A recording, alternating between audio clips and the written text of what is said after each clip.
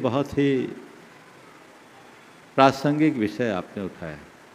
आज मध्याह्न के स्वाध्याय में भी ये बात आई थी कि देव द्रव्य अथवा निर्माल्य का उपभोग तीव्र अंतराय कर्म के बंध का कारण। सबसे पहले हम समझे कि देव द्रव्य अथवा निर्माल्य का अर्थ क्या है।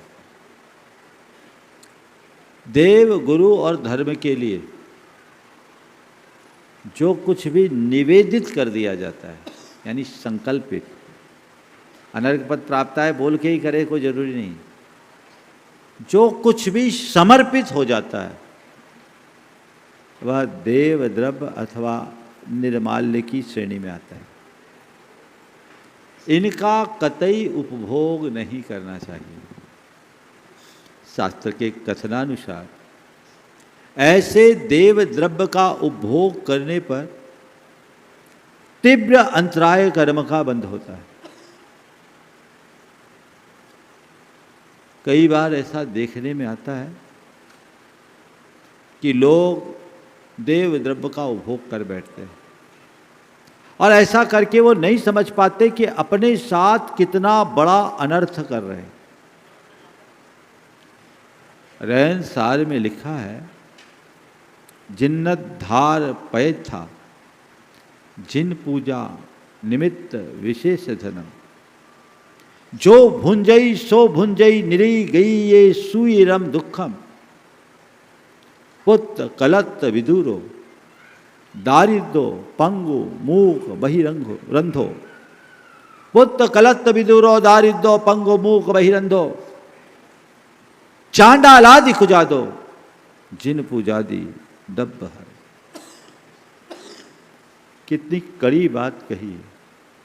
जीर्णोद्धार का पदार्थ, जिन पूजा बंधन आदि के निमित्त अर्पित विशेष धन आदि से सभी प्रकार के धार्मिक पारमार्थिक कार्यों में अर्पित धन, देव गुरु धर्म के लिए समर्पित धन को जो भुंजई, इसे जो भोगता है, सो भुंजई निरी गई ये सुईरम दुखम, वो नरक गति में चिरकाल तक दुख भोगता है। कदाचित वहां से निकल आए तो पुत्र कलत विदुरो, पुत्र कलत से रहित होता है। चांडालो, पुत्र कलत विदुरो दारिद्रो, दरिद्री होता है। पंगु बनता है, मूक बनता है, बहिरा बनता है, अंधा बनता है, कुजातों में जन्म लेता है। चांडाल आदि कुजातो कौन? जिन पूजादि दब्ब हरो, जिन पूजादि के निमित्त अर्पित द्रव्य को हरने वाला ऐसे महापाप का भागी होता है। ये मैं नहीं बोल रहा हूं, शास्त्र बोल रहा है। ऐसे वैसे शास्त्र नहीं, रहन साथ जिसे आचार्य कुंद की कृति माना जाता है। व्यक्ति को इन पर बहुत गंभीरता से विचार करना चाहिए। अब सवाल, आप लोग अनपेक्षित पाप के भागी कैसे होते हैं? इसे थोड़ा गंभीरता से समझो। हमारे समाज में एक बहुत अच्छी परंपरा है दान देने की, बोलियां लेने की। बहुत अच्छी बात है, दान देना चाहिए, बोली लेना चाहिए। लेकिन दान देने और बोली लेने वाले को देने के पहले चुकाने की सोचना चाहिए। मैंने कहीं दान की राशि घोषित की, मैंने कहीं बोली ली है, तो मुझे चुकाना ये मेरी जिम्मेदारी है, क्योंकि बोली मैंने ली है ना। उदारता पूर्वक मैंने बोली ली है तो तत्परता पूर्वक मुझे चुकाना चाहिए। सबसे उत्तम तो यह है, इस हाथ दीजिए साथ लीजिए, बस इधर दो इधर लो। पर कभी कोई बड़ा कार्य आ जाता है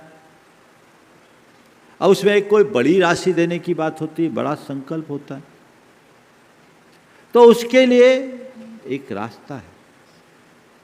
आयोजकों से आप पहले से बोल दें कि ये राशि मैं इतनी अवधि में चुकाऊंगा। ध्यान से सुनो, ये राशि मैं इतनी अवधि में चुकाऊंगा।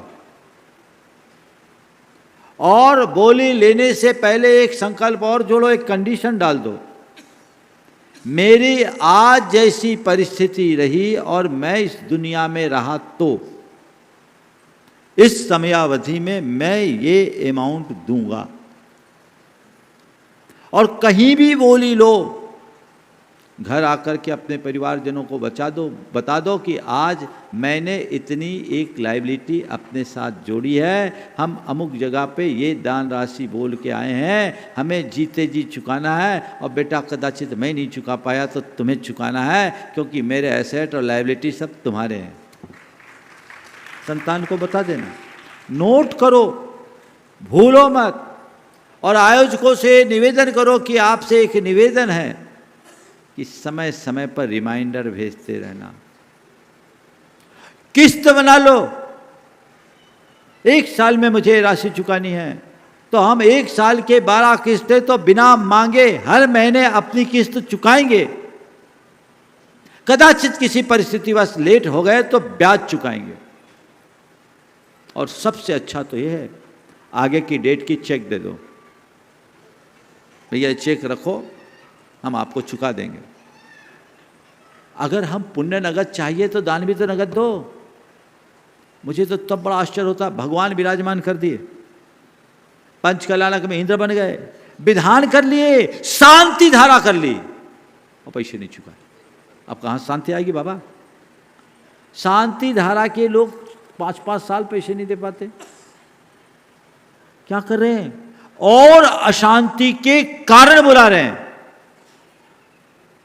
कभी मत करना, क्षमता नहीं है तो बोली मत बोलना, और बोल दे तो चूक मत करना। आयोजकों को पहले बोल दो, मैं इतने दिन में दूंगा, और ये मेरा चेक ले लो, तुमको मांगने आने की जरूरत नहीं है, उस अवधि में मैं दूंगा। आज मेरी स्थिति कल रहे न रहे कौन जानता है। कोई भी बड़ी दान की राशि आप इसी कंडीशन के साथ दीजिए। उनको इष्ट हो तो ठीक, नहीं है तो कोई बात नहीं। सामने वाला हमसे मांगने आए, नौबत ही नहीं आनी चाहिए। क्यों आए मांगने? मैं अपने पुण्य को छीन क्यों करूं? मैं खुद आगे होकर के दूंगा। कई जगह लोगों की शिकायत होती, शायद खासकर जो हमारे कार्यकर्ता होते हैं, वो अगर किसी से मांगने जाए तो बुरा मान लेते हैं। अरे भैया, तेरे कमिटमेंट के आधार पर उनने कार्यक्रम विस्तारा, और तुमसे नहीं मांगेगा तो कहाँ मांगने जाएगा? वो तो कमिटमेंट कर चुका, हाँ, अब उनको तो देना है। और चौमासा स्थापित कर दिया, कलश आज रखे, पैसे 5 बरस बाद दोगे, तो चौमासा का पेमेंट 5 साल बाद दोगे क्या? हालांकि हमारे पास ऐसा नहीं होता, भोपाल में ये कहानी नहीं है, यहाँ के लोग तो बहुत उदार हैं, पर मैं सब जगह की बात कर रहा हूँ, ऐसा समझ करके चलना। लेकिन कहीं भी हो, बुरा मत मानो, उसका आभार मानो। अच्छा है भैया, मुझे याद दिलाया, बस आपसे निवेदन है, अब दोबारा कहने की जरूरत नहीं पड़ेगी, मैं चुका दूंगा, ये डेट में मैं दूंगा, मेरी तैयारी है, कर दो। उसे अपनी एक बड़ी लायबिलिटी मानना चाहिए, तब आप आगे बढ़ेंगे, तब आपके अंतराय का क्षय होगा। और जब तक अंदर का अंतराय नष्ट नहीं होगा, आगे कैसे बढ़ोगे? कई लोग तो ऐसे ही अंतराय के कारण और अंतराय बढ़ा लेते हैं। 2 प्रसंग बोलूंगा। मैं जयपुर में था, एक सज्जन आए, वो किसी मंदिर के कोषाध्यक्ष थे, पैसे रखे रहते थे, उस मंदिर का कोई बैंक अकाउंट नहीं था।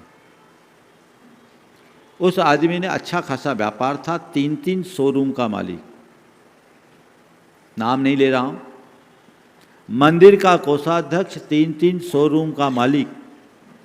उसने जरूरत पड़ने पर मंदिर के 15 लाख रुपए वापर लिए। जिस दिन वापरा, उसके बाद से जो डाउनफॉल हुआ, 3 शोरूम बंद हो गए, प्रॉपर्टीज बिक गई। मेरे पास आया, बोला महाराज जी 4 साल में 1.5 करोड़ का कर्जदार और हो गया। नुकसान पर नुकसान, जहां हाथ डाले वहां नुकसान। ये बात भी तब खुली, आकर के बोला महाराज जी, कई लोग अपनी व्यथाएं ले आते, महाराज क्या करूं, जहां हाथ डालता हूं नुकसान होता है कि पिछले सालों में। तो मैंने ऐसे पूछा है कब से हो रहा है? बोला महाराज जी 4-5 साल से हो रहा है।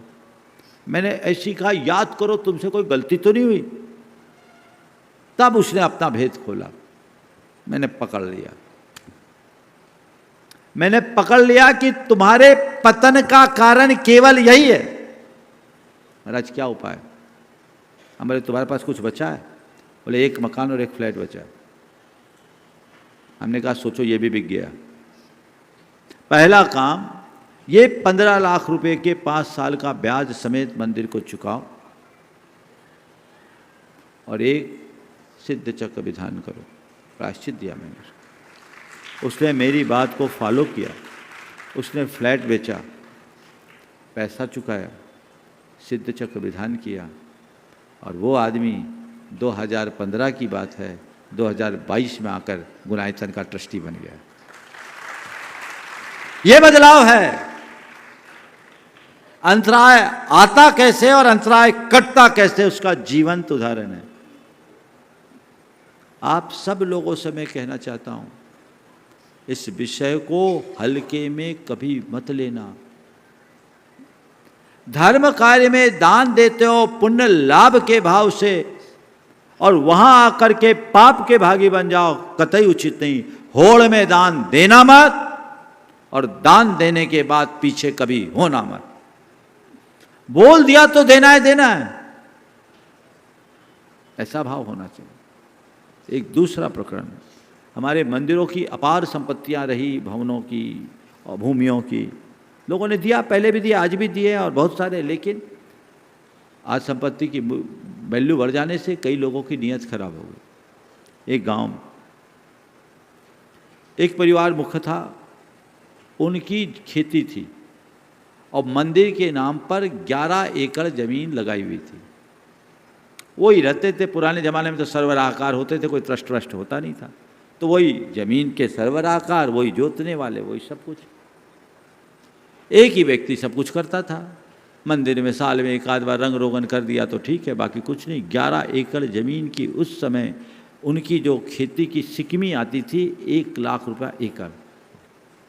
काफ़ी अच्छी खेती की ज़मीन, भरेल खेत थे बिल्कुल। माने 10-11 लाख रुपया साल की जिसकी सीधे आमदनी, सब वो भोगता था। लोगों से कभी कुछ हिसाब नहीं दिया, चल रहा था। जब लोगों ने बोला संयोग से उसी रोड से खेत से बाईपास निकल गया, एकड़ों की जमीन की कीमत फुटों में हो गई। अब उसकी नीयत बिगड़ी और एक दिन उसने कह दिया किसने कहा है मंदिर की जमीन है, ये जमीन तो हमारी है। दस्तावेज किसी के पास कुछ थे नहीं। लोग क्या करते, ठीक है तुम्हारी जमीन है, कुछ भी नहीं बोले। भैया तुम कह रहे तुम्हारी है? बोले है। बोले ठीक है, आज के बाद हम नहीं बोलेंगे। हम तो यही जानते आ रहे थे पीढ़ियों से, उनके सारे भाई बंधु भी कह रहे थे कि मंदिर की जमीन है। उसने कह दिया जमीन हमारी है, कह दिया। उसके बाद की जो घटना हुई वो आपके रोंगटे खड़े कर देंगे। उसकी धर्मपत्नी की किडनी खराब हो गई 6 महीने बाद और 8वें महीने में उसके 2 बेटे थे, दोनों बेटे के स्कूटर से एक्सीडेंट हुए, ट्रक के नीचे आ गए, ऑन स्पॉट चले गए। चना का स्टॉक किया था भरपूर, भाव गिरे, भारी नुकसान हो गया। कहते ना जब अंधेरा आता है तो 10 दिशाओं से आता है, उजाला तो एक दिशा से। ये एक ऐसा संयोग बना कि एक साथ 3 दुर्घटनाएं केवल एक वाक्य के परिणाम से जमीन हमारी है। लोग समझ नहीं पाते कि ऐसा करके अपनी आत्मा का कितना अनर्थ कर लेते हैं। हो सकता है इस जीवन में तुम पे कोई असर ना पड़े, लेकिन कर्म तो तुम्हें भोगना ही पड़ेगा। 7 जन्म अनाथ होने का पाप लगेगा, दरिद्री बनने का पाप लगेगा। इसलिए सभी दान दातारों को मैं कहूंगा, जीवन में ऐसा अनर्थ सपने में भी मत करना। मैं जब बोला हूं तो चुकाने की तत्परता रखूं। आज भी कई लोग हैं जो ब्याज समेत पैसा चुकाते हैं। कमिटमेंट से एक व्यक्ति ऐसे 5 दिन लेट हो गया था, 1 महीना का ब्याज भर दिया। 5 दिन लेट। ये है उदारता। भाव हाँ दे देंगे, अभी तो क्या चल रहा है, कौन यहां कमी है। कई लोगों का ये भी डायलॉग होता है, अरे यहां कमी है या नहीं है, तेरी कमी तो है।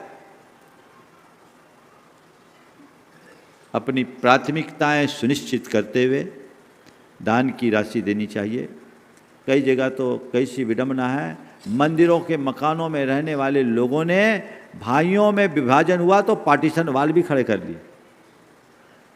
मंदिर को 300 रुपया महीना किराया दे रहे आज भी लोग, और अपने दुकान के बाहर बिठाए दर्जी से 3000 रुपया महीना ले रहे हैं।